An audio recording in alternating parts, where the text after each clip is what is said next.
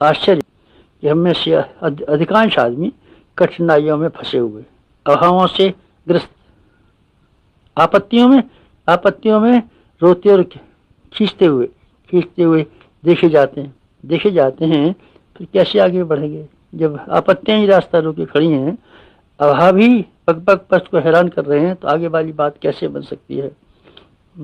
अब ये देखना चाहिए आखिर हुआ क्या, कैसे ऐसी स्थिति आ गई जब भगवान ने हमको इतना साधन दिए थे, फिर हम उन साधनों को और उद्देश्यों को पूरा करना तो दूर, उल्टे कठिनाइयों में ही जकड़े रह गए, मुसीबतों में ही फंसे रह गए।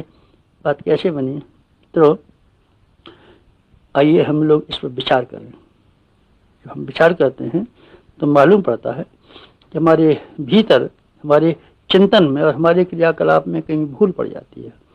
इस भूल का ये परिणाम है कि हमारी मनस्थिति दुर्बल होने के कारण से, विकृत होने के कारण से हमारे बहिरंग जीवन में सारी की सारी परिस्थितियां विकृत होती चली जाती हैं और हम अभावों और कष्टों संकटों से ग्रसित होते चले जाते हैं।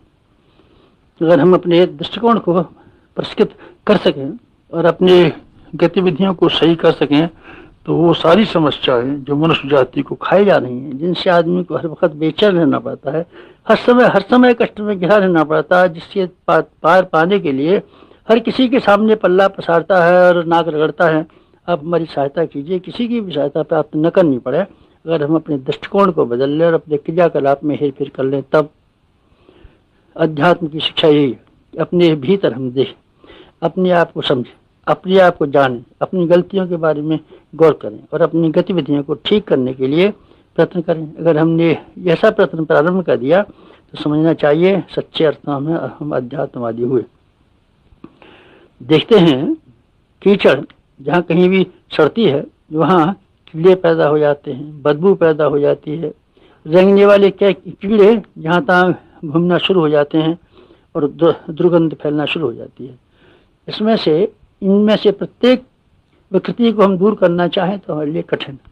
कीचड़ बनी रहे और हम मच्छरों को पकड़ के भगाना चाहें तो कठिन है, मच्छरों को मारना चाहें तो कठिन है, बदबू हटाना चाहें तो कठिन है। सुगम यह है कि कीचड़ की गंदगी को साफ करें। कीचड़ की गंदगी को हम साफ कर देंगे तो हमारे लिए बदबू से बच सकना सुगम हो जाएगा, फिर मच्छरों से बचना सुगम हो जाएगा, फिर रेंगने वाले कीड़ों का अंत अपने आप आ जाएगा, हमको किसी कीड़े को मारना नहीं पड़ेगा। दुर्गंधी को दूर करने के लिए कोई खुशबू बखेरने की जरूरत नहीं पड़ेगी, लेकिन खिलता जीवन हमारा होना चाहिए था, खिलता खिलाता जीवन हमारा होना चाहिए था, हमको प्रसन्न और प्रफुल्लित रहना चाहिए था। हमारी शक्ति ऐसी होनी चाहिए थी कि अपनी हल्की जिंदगी को स्वयं पार कर लें और अपने कंधे पर बिठा करके दूसरों को पार कर दें, लेकिन ऐसा बन नहीं पाता। इसका कारण ये है, हमारे जीवन में जो अशुद्धियाँ छाई हुई हैं, उनका कारण ये है कि हमारा रक्त तो दूषित हो गया। मानसिक रक्त दूषित हो जाने पर फोड़े फुंसियों का निकलना स्वाभाविक है। जीवन में असंख्य विकृतियों का, असंख्य चिंता, परेशानियां, हैरानियों का निकलना संभव है।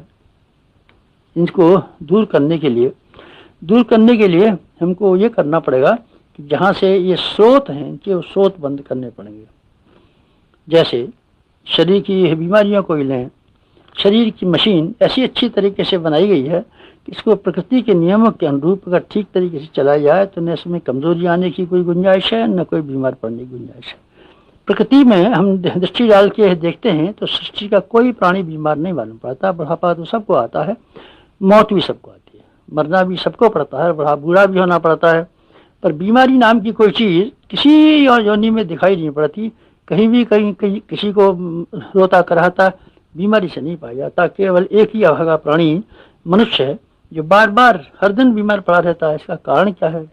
कारण इसका एक ही है कि हमने आहार विहार के संबंध में असंयम बरतना शुरू किया। जीव हमारी बेकाबू रही और जो चीज़ हमको नहीं खानी चाहिए थी वो हम खाते रहे। जितनी तादाद में नहीं खानी चाहिए थी उससे ज़्यादा तादाद में खाई। फलस्वरूप हमारा पेट खराब हुआ। पेट खराब होने की सड़न की वजह से असंख्य बीमारियां खड़ी हो गई। अगर हम इसको ठीक करना चाहते हो तो दवाइयों से न तो रोग दूर हो सकते हैं, और टॉनिक खाने से, औषधियों से, टॉनिक खाने से हमारी कमजोरी दूर हो सकती है। कमजोरी दूर करने के लिए और बीमारियों को दूर करने के लिए अंततः चाहे अब से 1000 वर्ष बाद एक ही उपाय काम में लाना पड़ेगा कि हम संयम बरतना सीखें, इंद्रियों का निग्रह करना सीखें, समय का नियंत्रण करना सीखें, आलस्य और प्रमाद से अपनी शक्तियों का जो क्षरण होता रहता है इसकी रोकथाम करना सीखे। अगर हमने ऐसा सीख लिया तो हमारे स्वास्थ्य की गारंटी, फिर हम दीर्घजीवी बनेंगे, फिर हम रोग रह सकेंगे। भली से हमको सस्ते मूल्य का भोजन ही क्यों न मिलता हो, गरीबी में निवास क्यों न करना पड़ता हो, फिर हमको किसी चिकित्सक के पास जाने की ज़रूरत न पड़ेगी। अगर हम संयम रूपी चिकित्सक के की सहायता लेना शुरू करें, तब आध्यात्मिकता की शिक्षा है कि हम भीतर देखें और बीमारियों को जड़ काट के दूर करें, असंयम को हटाएं और सुंदर स्वास्थ्य पाएं।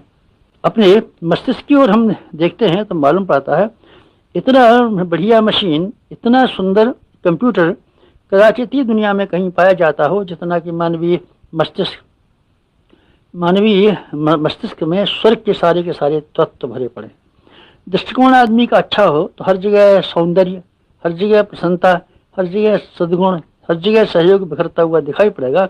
सृष्टि में जहाँ कहीं भी मनुष्य अपनी दृष्टि को उखाड़ के देखे, मालूम पड़ेगा सर्वत्र सद्भावनाएं भरी पड़ी हैं, स्नेह भरा पड़ा है और बहुत सी चीज़ें भरी पड़ी हैं इसमें। लेकिन हम देखते हैं कि इस मस्तिष्क के द्वारा जिस तरह का चिंतन करना चाहिए था, जो काम करना चाहिए था, हमने इसको तोड़ फोड़ करके ऐसे ढंग से बना दिया है कि ये शुद्ध चिंतन करने की अपेक्षा अशुद्ध चिंतन में उलझा रहता है। ईर्षाएं, डाह, चिंताएं, निराशाएं, भय, आशंकाएं इत्यादि जिनके कोई वास्तविक कारण नहीं है, वही हमारे ऊपर छाई रहती हैं और हमको नरक के रूप में बना सकती हैं। अगर वास्तविक घटनाएं हों भी तो आदमी उसको स्वाभाविक समझ करके, सामान्य समझ करके हंसी खेल में भी टाल सकता है। लेकिन सामान्य मनुष्य राई भर की बात को पहाड़ की बराबर बना करके दिन और रात उद्विग्न रह सकता है, चिंता में रह सकता है।